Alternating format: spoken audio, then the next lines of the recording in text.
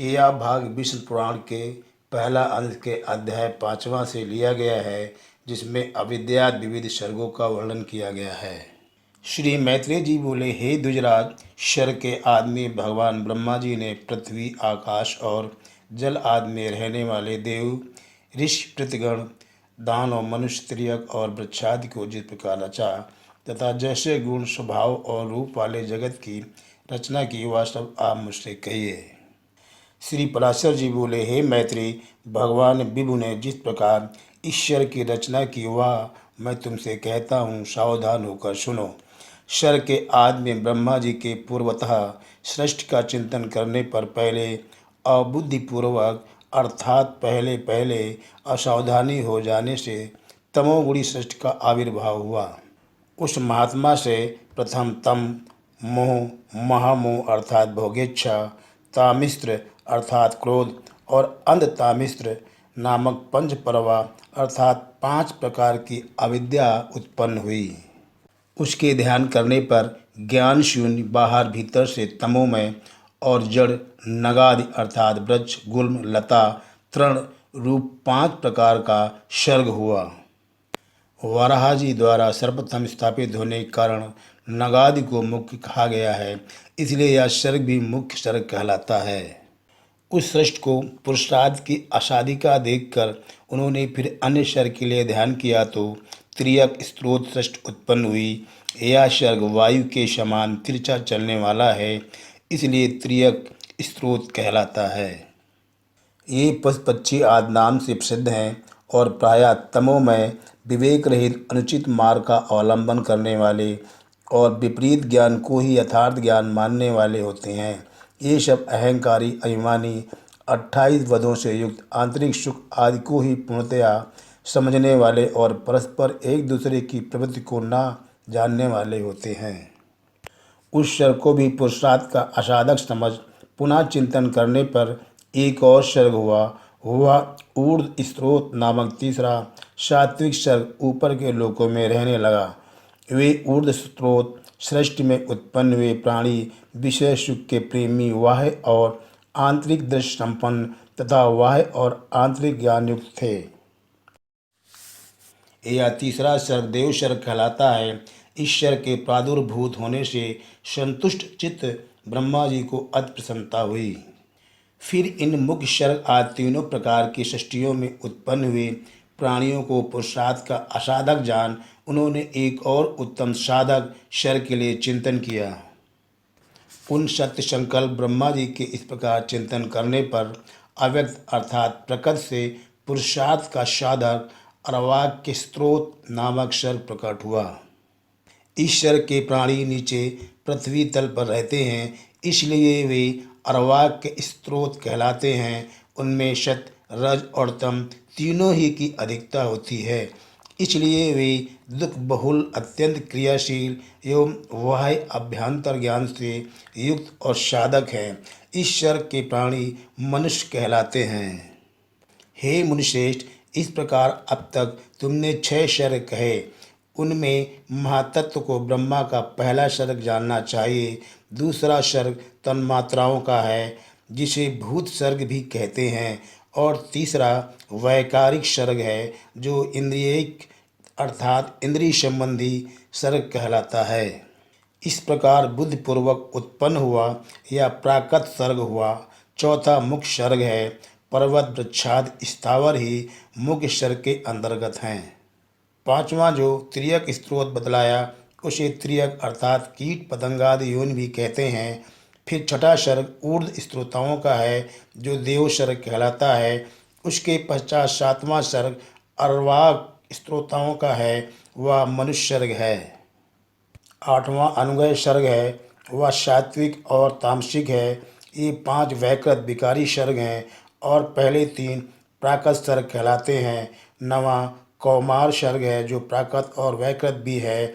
इस प्रकार सृष्टि में प्रवृत्त हुए जगदीश्वर प्रजापति के प्राकृत और वैकृत नामक ये जगत के मूलभूत 9 सर्ग तुम्हें सुनाए। अब और क्या सुनना चाहते हो?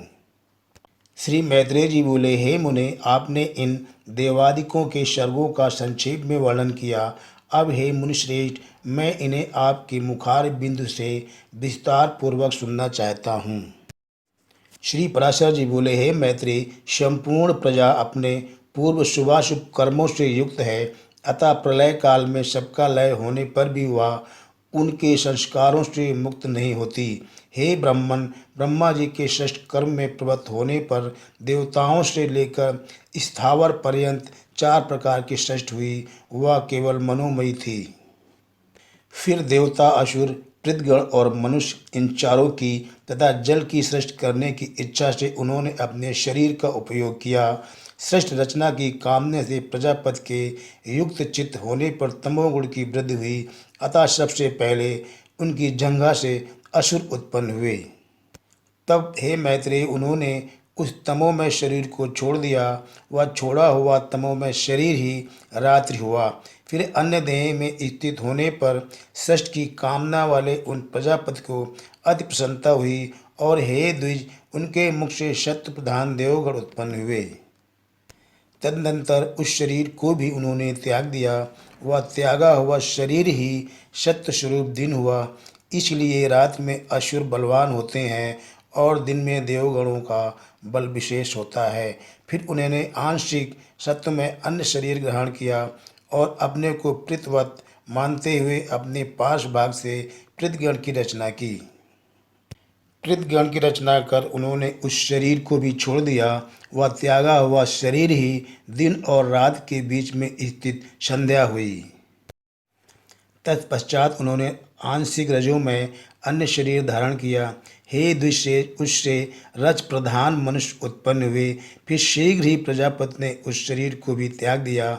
वही ज्योत्सना हुआ, जिसे पूर्व संध्या अर्थात प्रातःकाल कहते हैं। इसलिए हे मैत्रेय, प्रातःकाल होने पर मनुष्य और संध्या काल के समय पितर बलवान होते हैं। इस प्रकार रात, दिन, प्रातःकाल और संध्या काल, ये चारों प्रभु ब्रह्मा जी के ही शरीर हैं और तीनों गुणों के आश्रय हैं। फिर ब्रह्मा जी ने एक और रजोमात्रात्मक शरीर धारण किया। उसके द्वारा ब्रह्मा जी से क्षुधा उत्पन्न हुई और क्षुधा से काम की उत्पत्ति हुई। तब भगवान प्रजापति ने अंधकार में स्थित होकर क्षुधाग्रस्त सृष्टि की रचना की। उसमें बड़े कुरूप और दाढ़ी मूछ वाले व्यक्ति उत्पन्न हुए। वे स्वयं ब्रह्मा जी की ओर ही उन्हें भक्षण करने के लिए दौड़े। उनमें से जिन्होंने यह कहा कि ऐसा मत करो, इनकी रक्षा करो, वे राक्षस कहलाए, और जिन्होंने कहा हम खाएंगे, वे खाने की वासना वाले होने से यक्ष कहे गए। उनकी इस अनिष्ट प्रवृत्ति को देखकर ब्रह्मा जी के केश सिर से गिर गए और फिर पुनः उनके मस्तक पर आरूढ़ हुए। इस प्रकार ऊपर चढ़ने के कारण वे सर्प कहलाए और नीचे गिरने के कारण अहि कहे गए। तदनंतर जगत रचयिता ब्रह्मा जी ने क्रोधित होकर क्रोध युक्त प्राणियों की रचना की। वे कपिश, कालापन लिए हुए, पीले वर्ण के, अति उग्र स्वभाव वाले तथा मांसाहारी हुए। फिर गान करते समय उनके शरीर से तुरंत ही गंधर्व उत्पन्न हुए। हे द्विज, वे वाणी का उच्चारण करते अर्थात बोलते हुए उत्पन्न हुए थे, इसलिए गंधर्व कहलाए।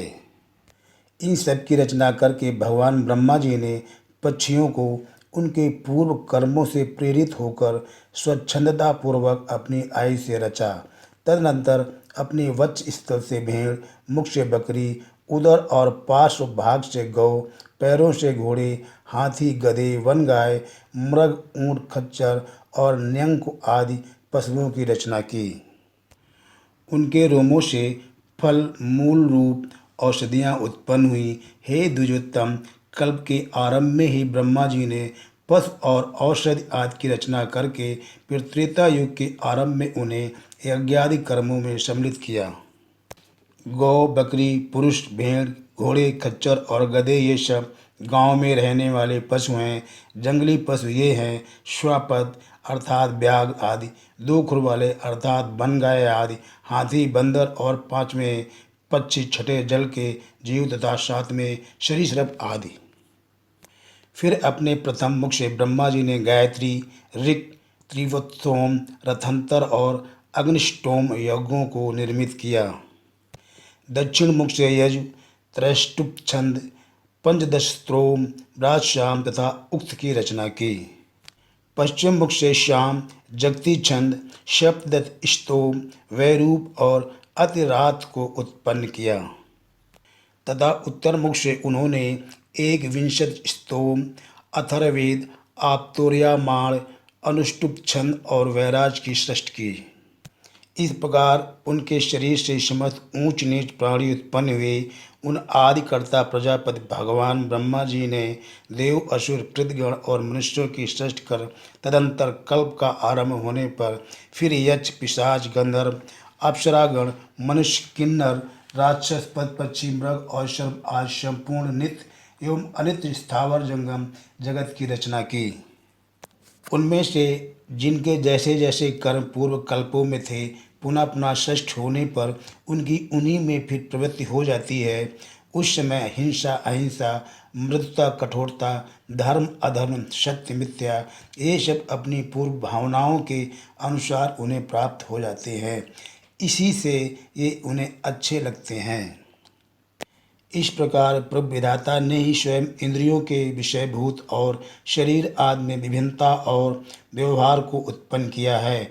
उन्होंने कल्प के आरंभ में देवता आदि प्राणियों के वेदानुसार नाम और रूप तथा कार्य विभाग को निश्चित किया है।